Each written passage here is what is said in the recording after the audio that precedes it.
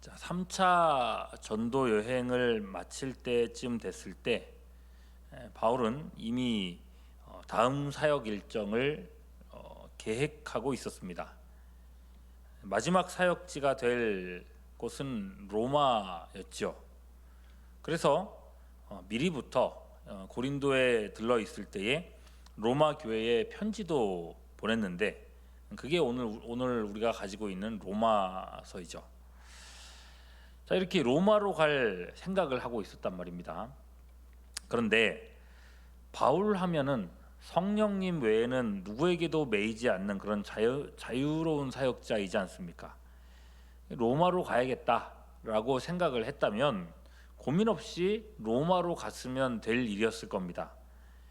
그런데 그의 발걸음은 로마가 아니라 정반대쪽에 있는 예루살렘을 향했단 말입니다. 사도행전 19장 21절 보면은 이렇게 얘기를 해요. 이 일이 있은 후 바울이 마게도냐와 아가야를 거쳐 예루살렘에 가기로 작정하여 이르되 내가 거기 갔다가 후에 로마도 보아야 하리라, 이렇게 생각을 했다는 겁니다. 로마를 볼 거다라는 계획을 가지고 있으면서도 굳이 예루살렘에 들리겠다고 생각을 했다는 거죠. 물론 필요하다면 예루살렘에 가는 거 할 수도 있을 겁니다.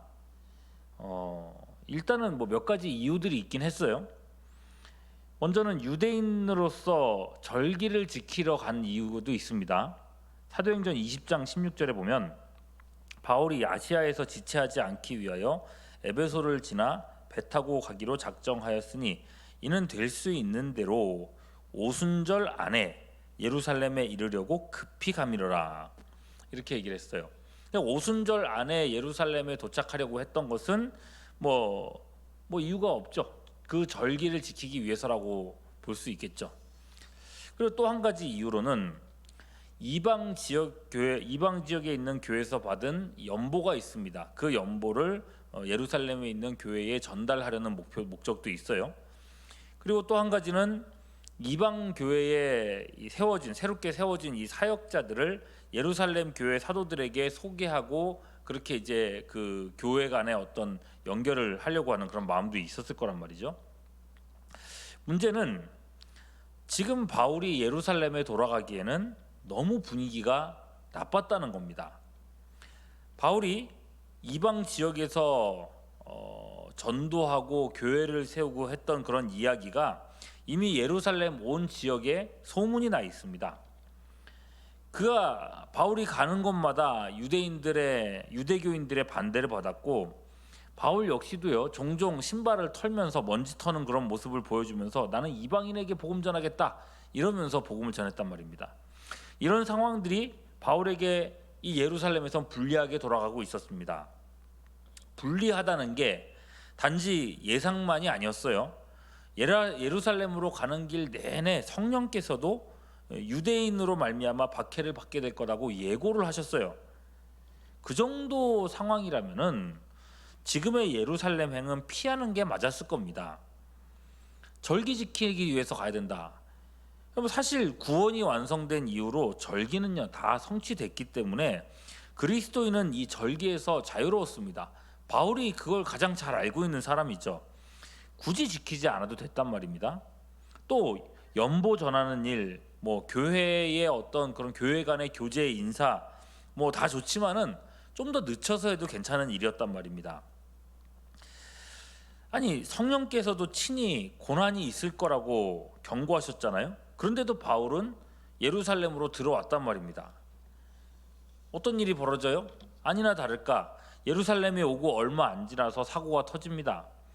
바울이 이방인들을 함께 데리고 예루살렘으로 왔잖아요. 이방인들 중 누구도 바울이 성전에 데리고 들어간 일은 없거든요. 이게 유대 율법에서는 해서는 안 되는 일이기 때문에. 그런데 바울 혼자서 성전에 있는 거를 사람들이 보고서는 자기네 마음대로 이제 상상을 한 겁니다. 저 바울이 이방인 데리고 예루살렘에 오더니 이방인을 데리고 성전에도 들어왔는가 보다 라고 생각을 한 겁니다. 신성 모독자다. 그래서 하지도 않은 일에 누명을 씌워가지고는 바울을 붙잡아서 죽이려고 그렇게 한 겁니다. 돌을 던지고 발로 차고 난장판이었을 겁니다. 죽이려고 때렸다고 했어요. 성경에는요. 그렇게 바울이 맞아 죽기 직전에 로마 천부장이 바울을 건지게 됐고, 이제 이때부터 이제 수년 동안 바울과 유대인들 간의 어떤 지리한 재판이 이제 계속 진행되게 되는 겁니다. 예루살렘에 잠시 들렀다가 로마로 가려고 했던 이 바울의 계획이 사실상 엄청나게 틀어지게 된 겁니다. 자, 여러분, 이렇게 될 거라는 거는 성령께서도 분명 경고하셨다고 그랬어요. 그런데도 왜 바울은 고집스럽게 예루살렘에 오려고 했던 걸까요? 아니, 애초에 성령님도 그렇죠. 너 고난 받을 거야. 너 거기 가면은 뭐 위험한 일에 처할 거야라고 경고하셨으면서도 사실 바울을 예루살렘으로 이끌어 오셨던 분이 또 성령이기도 해요. 사도행전 20장 22절에서 바울이 그 소아시아 교회 장로들을 불러모으고 이렇게 얘기를 합니다. 보라, 이제 나는 성령에 매여 예루살렘으로 간다. 이렇게 얘기를 했단 말이에요.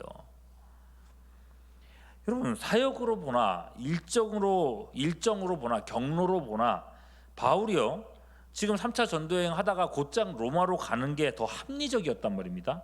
그런데도 성령님은 왜 바울을 예루살렘으로 보내셨겠느냐? 바울 자신도 그렇죠. 왜 예루살렘행을 그렇게까지 고집을 했을까요? 가는 곳마다 뜯어 말렸거든요. 사람들이, 예언하는 사람들이 가지 말라고. 저는 그 대답이 오늘 22장의 전체에 담겨 있는 바울의 간증에 있다고 봅니다. 22장 전체 내용이 바울 간증이에요, 여러분. 읽지는 않았지만. 여러분, 바울 한 사람 때문에 모든 유대인들이 흥분하면서 재판 법정에 몰려들었습니다. 그 유대인들 앞에서 바울은 오늘 본문 2절 말씀 보면요, 히브리 말로 간증했다고 합니다. 히브리 말로. 그야말로 유대인들 들으라고 얘기를 한 거죠. 간증의 내용이 뭔가, 내가 어떻게 해서 지금과 같은 이방인 선교사, 이방인의 사도가 되었는가라고 하는 내용이 이제 간증의 주된 내용이에요. 그럼 내용은 단순하죠. 먼저는 이겁니다. 내가 예수님 믿기 전에 어떤 사람이었느냐는 걸 소개하죠. 나는 핏줄부터 시작해서 자라고 배워오는 모든 과정이 철저하게 유대교인이었다라고 얘기를 합니다. 얼마나 철저했는지 처음 교회가 세워졌을 때에 예수 믿는 사람들을 죽이는데 가장 앞장섰던 사람이 누구였어요? 바울 자신이었다고 얘기를 하는 거예요. 스데반 집사 죽일 때에 그 결정권자, 가편 투표를 했던 사람이 바울이었습니다. 사실상 스데반 죽이는데 제일 공헌한 사람이 바울이었어요. 이 일에 대해서는요, 사실 이 자리에 모여 있는 유대인들도 다 알고 있는 내용이란 말입니다. 그래서 사람들도 궁금하죠. 그랬던 바울이 왜 지금 같은 행보를 보이는가? 왜 어쩌다가 지금처럼 이렇게 변화됐는가? 이게 사실은 이해가 안 되는 부분이에요. 그러니까 바울이 얘기할 때에 다들 조용하게 듣고 있죠. 도대체 무슨 일이 있었던 거냐? 바울이 말한 이유는 뭡니까? 예수님이 친히 나를 만나 주셨다는 겁니다. 그것도 예수님 믿는 사람들을 붙잡으러 다메섹이라고 하는 지역으로 가고 있을 그 길에 예수님께서 나를 만나 주셨다고 말하는 거거든요. 예수님을 만났을 때 얘기를 합니다. 자기도 놀랬대요. 자기 앞에 빛으로 나타나신 이분이 누군지 몰라서 그때 당시에 물어봤다는 겁니다. 8절 말씀 보시면, 오늘 말씀 22장 8절에 보면, 내가 대답하되 주님 누구십니까? 라고 물어봤어요. 그랬더니 뭐라 그러세요? 이르시되 나는 네가 박해하는 나사렛 예수라. 대답을 들었어요. 여러분, 얼마나 놀라운 일입니다. 얼마나 놀라운 일입니까? 까무러칠 일이죠. 내가 지금까지 박해했던 이 일들, 내가 정말 잘하고 있다고 생각했던 그 일들이 얼마나 잘못된 일이었는가. 하나님이 보내신 예수님을 대적하는 일이었던 거예요. 내가 섬기는 하나님을 내가 대적하고 있었다는 것을 깨닫게 된 거죠. 바울이 누굽니까, 여러분? 성경의 천재였어요. 구약 성경에 능통한 유대교의 지도자였습니다. 그가, 이 성경에 능통한 바울이 부활하신 예수님을 만난 순간 누가 가르쳐주지 않아도 구약 성경이 줄기차게 가르쳤던 메시아가 이분이시구나, 예수님이시구나라는 것을 깨달았어요. 성경의 모든 말씀이 예수님 안에서 성취됐다는 것을 알게 되었습니다. 다만 자신이 한 모든 일들이 또한 드러났죠. 이게 얼마나 큰 죄인가, 이걸 깨닫게 됐습니다. 감히 내가 하나님과 그의 아들을 대적하다니, 이제 나는 죽었구나 라고 생각되지 않았겠습니까? 주님이 내 앞에 나타나셨으니 나는 이제 죽었구나. 그런데 죽었어요, 안 죽었어요? 안 죽었어요. 무슨 생각을 하느냐? 그저 주님은 그 말씀하시는 겁니다. 왜 나를 박해하냐고만 말씀하실 뿐이었어요. 무슨 생각을 하냐면요, 나를 안 죽이셨네, 나한테 어떤 기회를 주시는 거구나라고 생각을 했던 거죠. 그래서 그 자리에서 예수님께 물었답니다. 10절, 내가 이르되 주님, 내가 무엇을 해야 됩니까?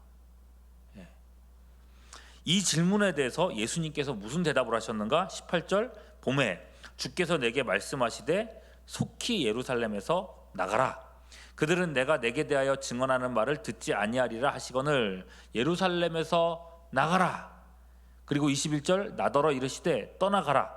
내가 너를 멀리 누구에게로 보낸다고요? 이방인에게로 보내리라.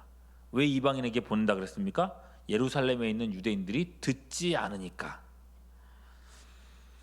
자, 예수님께서 바울을 부르셨을 때에 주신 사명, 내가 무엇을 해야 되겠습니까? 라고 할 때에 주신 사명이 뭐였습니까? 이방인에게 말씀을 전하는 사도가 되라는 것입니다. 바울이 이방인에게 나가게 된 이유, 바로 유대인들이 복음을 대적했기 때문이었죠.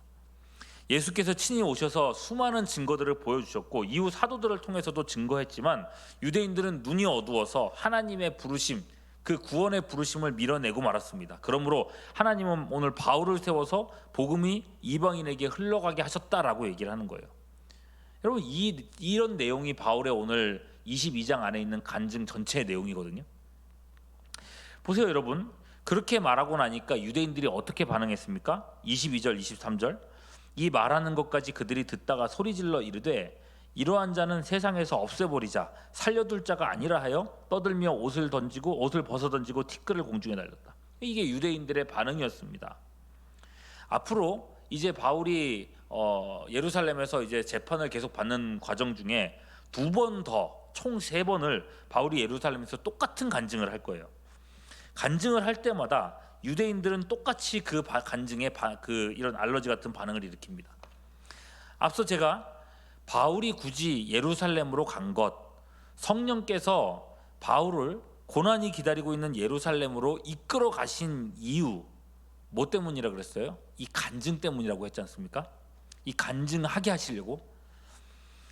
이렇게 유대인들에게 간증을 하게 하시는 이유가 뭔가? 굳이 여기까지 와서 고난을 받으면서 간증을 하게 하신 이유, 먼저는요, 이 간증을 통해서 바울의 사도됨이 온전히 증명되게 된 겁니다. 신약 성경에 이제 바울이 쓴 서신서 편지들을 보면요, 바울의 사도됨을 부정하는 사람들이 많았던 걸 볼 수 있습니다. 그래서 바울이 편지 때마다 내가 진짜 사도다라는 거를 계속 얘기를 해야 했죠. 근데 이 편지들이 여러분 대부분 3번에 걸친 전도 여행 중에 기록된 거거든요. 그러니까 지금 이 상황, 지금 이 순간까지도 바울의 사도됨을 의심하는 사람들이 이 예루살렘뿐만 아니라 바울이 복음을 전했던 곳곳에서 많이 있었단 말입니다. 그러나 지금 모든 유대인들이 듣는 데서 공개적으로 이렇게 바울이 간증함으로써 바울이 부활하신 예수님을 친히 만났으며 또한 바울에게 사명 주신 분이 예수님이었다, 예수님께 친히 보내심을 받은 사람이 바울 자신이었다라는 것이 확인되게 된 거예요. 3번이나 되는 이 간증을 통해서. 여러분, 사실 이게 사도의 가장 중요한 조건이었거든요. 누가 사도냐? 예수님께 직접 배움받은 사람이다, 예수님께 직접 보냄받은 사람이다. 이게 사도거든요. 지금 바울을 반대하는 유대인들은 본의 아니게 바울의 사도됨을 봐도 바울의 사도됨의 이 증인이 되게 된 거예요. 어떤 의미에서는요, 예루살렘에서 간증이 있었기 때문에 바울의 서신서가 어쩌면 이렇게 정경으로 인정되고 우리에게까지 오게 됐을 수도 있다는 거예요. 그리고 또 한 가지, 이렇게까지 바울이 증거했음에도 불구하고 부활하신 예수님을 증거하고 내가 이렇게 변화된 걸 봐라, 내가 그 증거다, 부활의 증인이다 라고 얘기했음에도 불구하고 유대인들은 이 부정할 수 없는 복음을 끝까지 대적했다는 겁니다. 이제 복음은 바울이 증언한 대로 유대인이 아닌 이방인에게로 흘러갈 겁니다. 바울을 재판하는 재판정이었지만은, 바울이 지금 재판을 받고 있었지만은 오히려 사실상 하나님 앞에서는요, 지금 유대인들이 재판을 받고 있는 재판정인 거예요. 너희들은 아니야. 흘러가게 돼버린 거죠. 그렇게 하나님께서는 모든 것이 확실하게 하신 후에야 바울을 로마로 보내신 겁니다. 여러분, 우리에게 주어진 이 복음은요, 이토록이나 확실한 증거들과 보증들로 채워진 것입니다.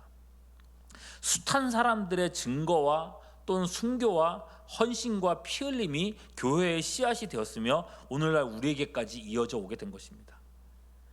우리에게 주신 이 복음을 확신하며 바울이 주님 위해서 기꺼이 이 고난의 길을 갔던 것처럼 오늘 우리에게 주시는 이 사명의 길을 흔들림 없이 나아가는 우리 모두가 될 수 있기를 주님의 이름으로 축원합니다. 특별히 우리 중고등부 수련회 기간인데 우리 학생들, 우리 자녀들, 아이들이 오늘 저녁 집회까지 이 모든 일정을 통해서 바울이 주님 만난 것처럼 예수님 만나는 그런 기회가 되게 해달라고 함께 기도하는 우리 모두가 될 수 있기를 소망합니다. 기도하겠습니다. 바울의 간증과 그 간증의 의미를 살펴보았습니다. 우리가 섬기는 교회와 우리를 구원한 복음이 얼마나 분명한 토대 위에 서 있는가를 다시 한번 확신하게 하여 주시옵고, 주님 뜻대로 주님이 원하시는 길로 내게 손해가 되든지 이익이 되든지 그것이 아니라 주님이 원하시는 길로 나아가겠노라 다짐하는 오늘이 되게 하여 주시옵소서. 오늘도 우리의 기도를 조성하시기를 간구하옵고 우리 구주 예수 그리스도의 이름으로 기도하옵나이다. 아멘.